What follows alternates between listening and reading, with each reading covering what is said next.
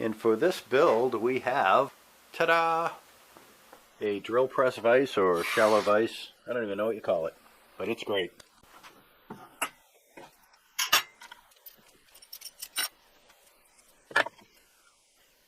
I thought it was worth the while to take the time to make sure that I built it as best as I could. I don't have a planer, so to get parts and pieces true and square, I have to do it all on my table saw. So this is a great example why it's worth it to take the time to make sure your table saw is in as good a shape as it can get. Make sure your blade is parallel to your miter slot. Use a good sharp fine cutting blade. Your fence is parallel to your miter slot and hence your blade. And your blade and fence are perpendicular to the table of your table saw.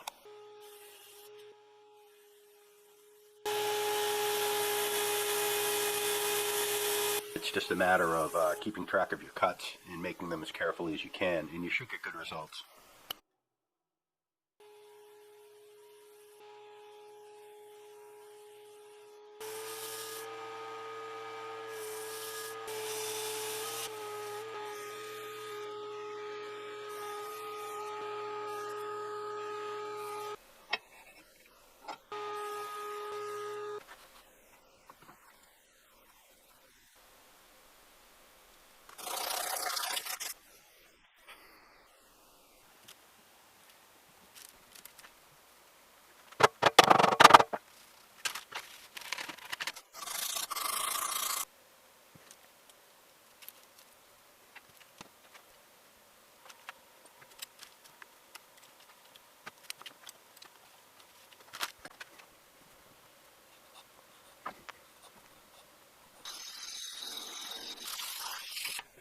I decided on a 7/16 inch diameter threaded rod. It's got 14 threads per inch.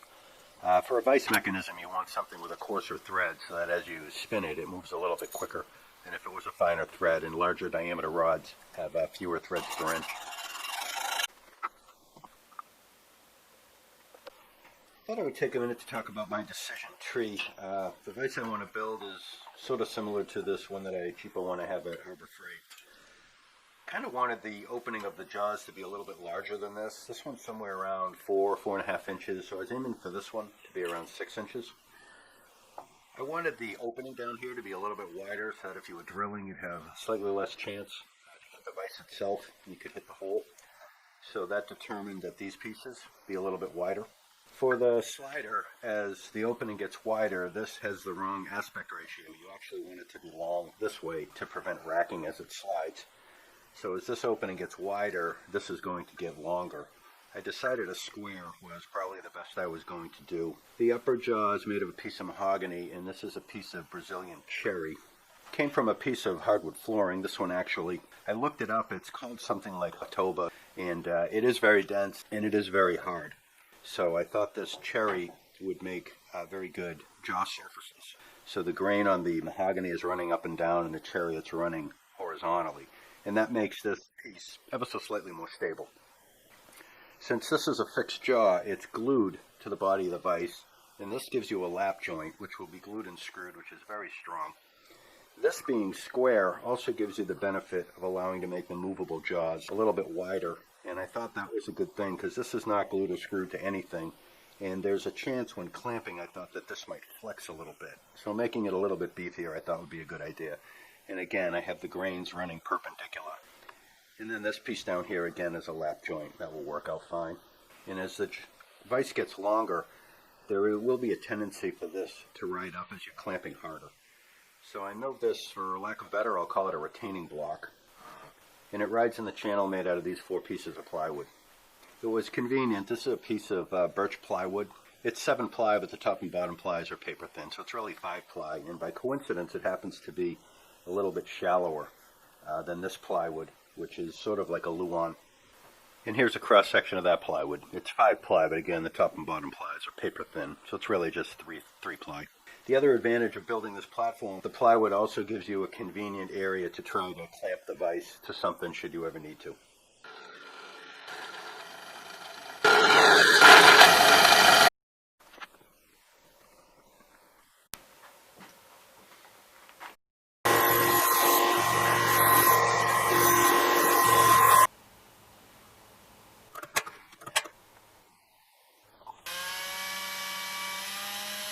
It took me a couple hours to drill these 4 holes in these stainless steel washers. They're high quality stainless, they're not magnetic at all.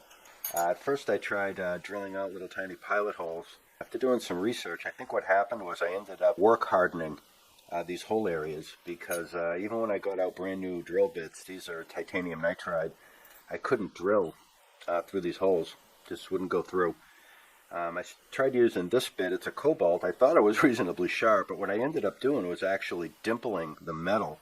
I was leaning on it so hard as I was trying to drill, I actually got bumps on the back, and I ground them away with my grinder. And once I had the little holes, then I could ream them out with the various drill bits, and I managed to countersink it with this cobalt drill. So anyway, I didn't put any of that on film. It was a real tough time.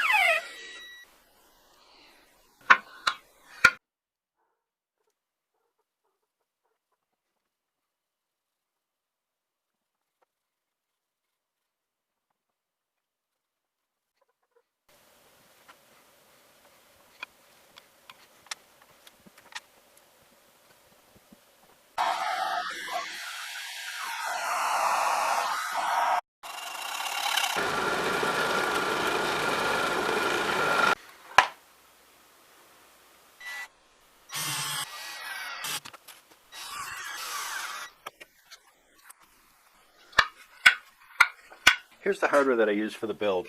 I did buy these funky lock nut things. I don't know what they're called, but I thought they were particularly useful for this build. And all told here, I spent less than $20. Some of these things I did have. This is an 824 shaft with the nuts and the lock nuts on it. I had those. The screws I already had, so they weren't part of the things that I purchased for this build. So the mechanism sits like this, and this nut acts as a plunger on the movable jaw, which I think is pretty straightforward. And down here, the flare, the washer side of the nut, sits in a mortise down in there, and it's held in place basically by friction. But as you operate the vise and you try to force these pieces apart, this flare is being driven into the wood, and I think it's held very securely. And the beauty is I don't have to glue this in place, so disassembly is very easy for whatever reason I may need.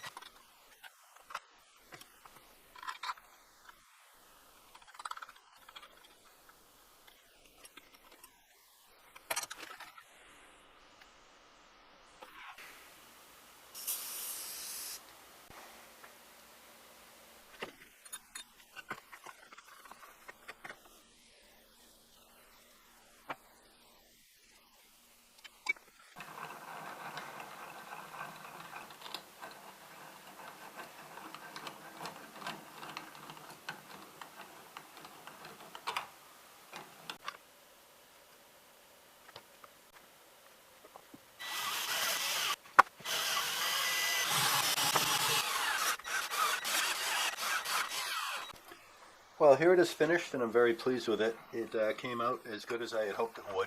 I tried to build it as precisely as I could so that you could get some smooth operating at this point. And if the clamp is halfway open or less, you can just spin it with your finger, which I think is about as good as I could expect. As you open it more, there is a little bit of movement in here. And I think it binds in this area or maybe up in this area as this gets longer and longer. But I don't think I'm going to be using this thing in the fully open mode very often, although time will tell. Well, I appreciate you coming by my shop as always, and hopefully you picked up a little tidbit or two along the way, and it was worth your while to watch. And thanks for coming by, and I look forward to seeing you guys on the next build.